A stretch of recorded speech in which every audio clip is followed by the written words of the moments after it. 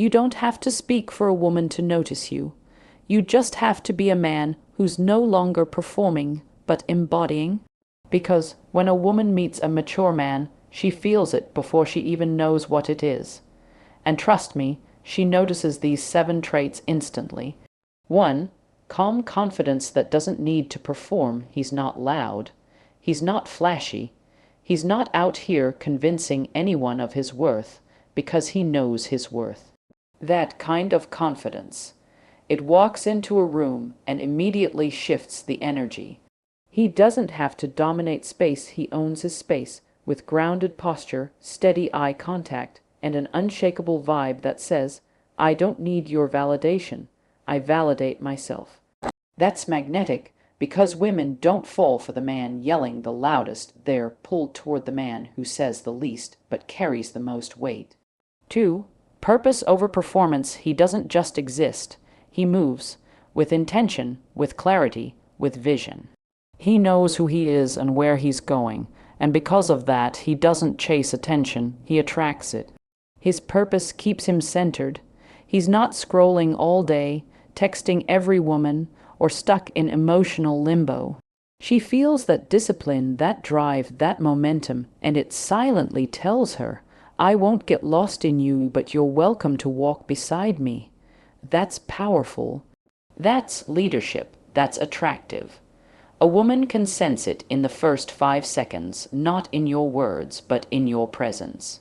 She doesn't need to be told you're confident.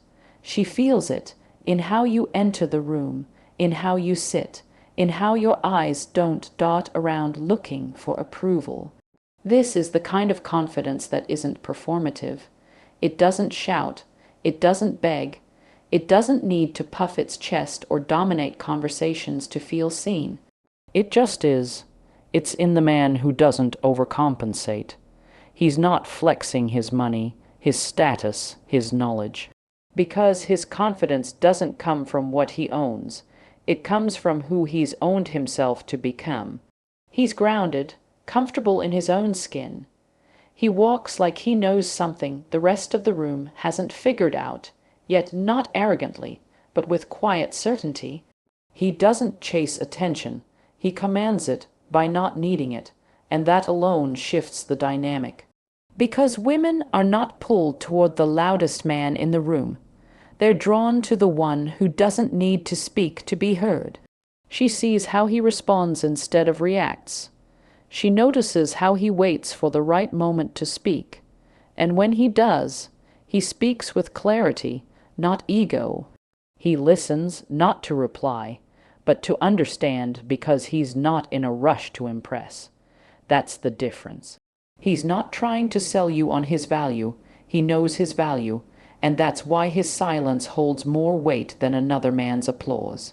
He doesn't have to say, I'm a real man, because real men don't announce themselves. They don't need to. They exist in stillness. They breathe through tension. They sit in discomfort without making it anyone else's responsibility. And when she sees that, when she feels that emotional stillness in a man, she knows he's not here to perform. He's here to be. She's not being watched by him. She's being seen, not from a place of hunger, but from a place of wholeness. Because he's not trying to fill a void with her. He's already full, and that's what makes his presence irresistible. There's no neediness behind his smile, no anxious edge in his voice, no unspoken question in his energy asking, Am I enough for you? Because he already answered that question for himself long before she ever arrived. He doesn't dominate the conversation. He doesn't interrupt to prove how much he knows. He doesn't posture when another man enters the room. Because none of it shakes him. He's rooted. He's calm. He's in control, not of others, but of himself. And that's the kind of confidence that doesn't fade, because it wasn't built on the outside. It was forged in solitude through discipline, through pain turned into wisdom, through silence turned into self-respect. He walks like a man who could lose everything and still not lose himself. He knows his presence is felt and he doesn't have to force it. A woman can feel when a man is wandering, and she can feel when a man is walking towards something. It's not about being rich. It's not about having it all figured out. It's about having direction. There's a difference between motion and progress, between being busy and being driven. A purpose-driven man moves with clarity. He's not rushing, but he's not stagnant either. His energy says, I know where I'm going, and I don't need anyone to co-sign it. That's what makes him magnetic. Because a woman doesn't want to be your whole world. She wants to witness you building one, and decide if she feels safe walking beside you in it. She wants to feel that if she were to disappear tomorrow, your mission would still move forward. Not because she's disposable, but because you are whole. You see, when a man lacks purpose, he leaks energy everywhere. He becomes reactive. Every comment, every text, every post pulls him out of himself. He's easy to sway, easy to trigger, easy to distract. But a man on a mission, you can feel the difference. He's less available for drama and more devoted to becoming. He doesn't chase women because he's chasing something higher, a vision, a goal, a version of himself that no one else can see yet, but he's building anyway, and women feel that. It's in how he wakes up with structure, how he says no without guilt, how he respects his time like it's sacred, because to him it is. He's not scrolling endlessly hoping something fills the void. He's not bouncing from one woman to the next trying to feel alive. Because his fire isn't coming from outside him, it's coming from within him. This is the kind of man who doesn't just exist, he builds. He's building something that's bigger than his image, bigger than his ego, and the beautiful part, he doesn't even need to explain it. Because when a man is locked into his mission, you can feel it in how he talks. You can see it in his posture.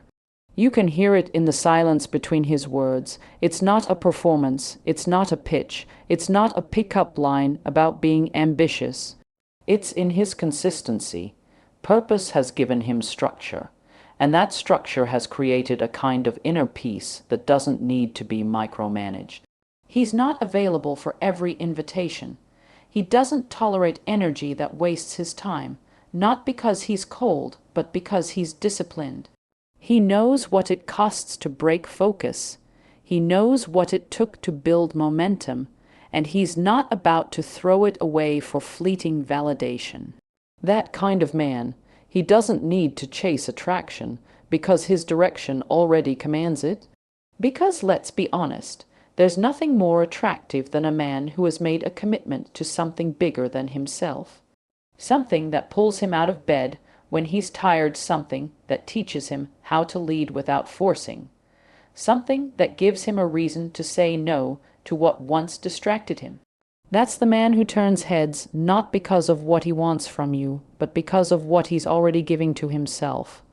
There's a difference between a man who feels deeply and a man who's ruled by what he feels.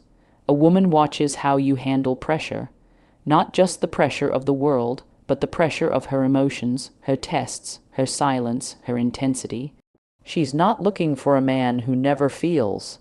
She's looking for a man who doesn't lose himself every time his feelings get loud. Because emotional reactivity is not power, it's a leak. It's the boy inside the man, still needing to be right, still needing control, still afraid of being misunderstood. A mature man, he's not emotionless. He just knows how to hold his center. When anger rises, he doesn't explode. When fear shows up, he doesn't shrink. When chaos swirls around him, he doesn't panic, he grounds. That's what creates safety in his presence. He's not emotionally repressed. He's emotionally trained. He's learned how to sit with discomfort without making it someone else's fault. Because he knows, control isn't dominance, it's discipline. And emotional discipline isn't about silencing what you feel. It's about mastering how you channel it. She sees it when she brings the storm and he remains the sky. Not cold, not indifferent, but calm.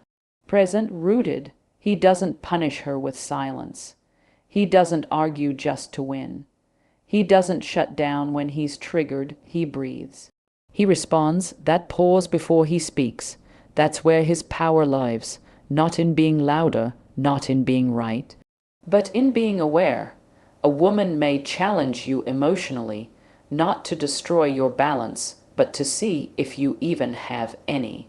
She's not testing to hurt you, she's testing to feel you, to see what's behind the surface, to see if your masculinity can hold space without trying to control it.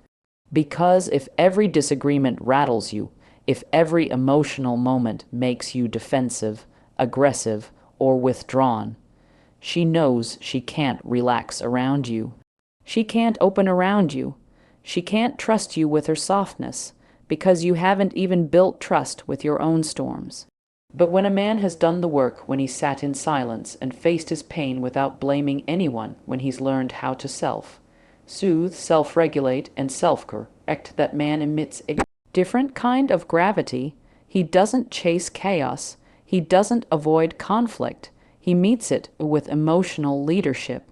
And in that presence, a woman exhales, because she finally feels what it's like to be near a man who can hold both her fire and his own without flinching. Because maturity isn't about being numb. It's about being emotionally intelligent enough to choose your expression, not be hijacked by it. It's in how he knows when to speak, and when to stay quiet, when to lean in, and when to pull back, when to assert himself, and when to just feel without fixing.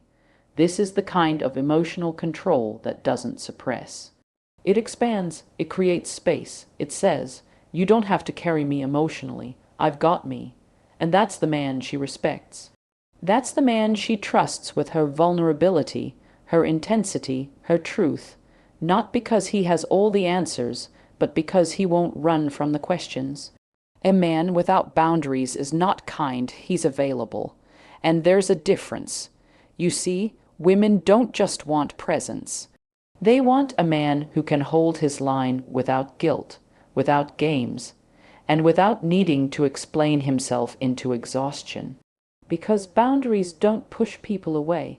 They protect energy, they define self-respect, and they tell the world, this is where I stop performing and start honoring myself. A mature man doesn't set boundaries to punish. He doesn't use silence as a weapon. He doesn't say no with spite or yes with resentment.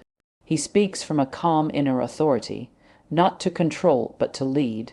His boundaries are clean, clear, consistent, and because of that, people respect him, not because he demands it, but because he embodies it. A woman watches closely. She watches how he handles pressure. She watches how he handles disrespect. She watches what he allows and what he never allows twice.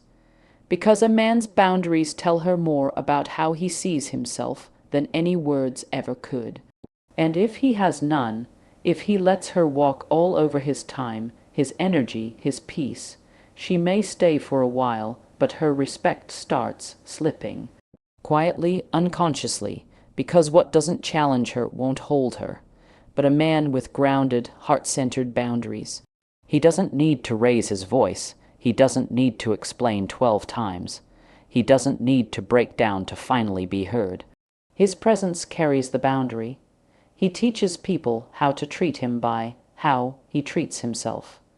She feels it when he doesn't overextend just to please her. She feels it when he honors his time, his space, his values even when it's inconvenient. She feels it when he doesn't beg for her to stay, because he's never afraid to be alone if alone means being in integrity. This kind of man doesn't say yes to things that violate his peace, not because he's selfish, but because he knows self-abandonment isn't love. It's emotional poverty. He's not available for the kind of connection that requires him to lose himself. He's not afraid to say no to what looks good but costs his soul. That's what makes his boundaries irresistible. Not the force behind them, but the peace, because she can feel the difference between control and command. Control seeks to manipulate. Command is earned through consistency. And when a man knows where his edges are, when he draws those lines not from fear, but from self-honor, he becomes the kind of man who isn't trying to keep people. He's choosing who's allowed to access him. He's not rigid, he's not cold, but he's clear, and clarity, that's power. Power that doesn't overpower. Power that doesn't punish. Power that simply says, this is what I allow, this is what I don't, and that's not up for debate. And not with anger, not with arrogance, but with quiet certainty, the kind that makes her lean in, not because she's afraid of losing him, but because she can finally trust him not to lose himself. Would you like the next trait, make her feel seen, expanded in the same style and tone?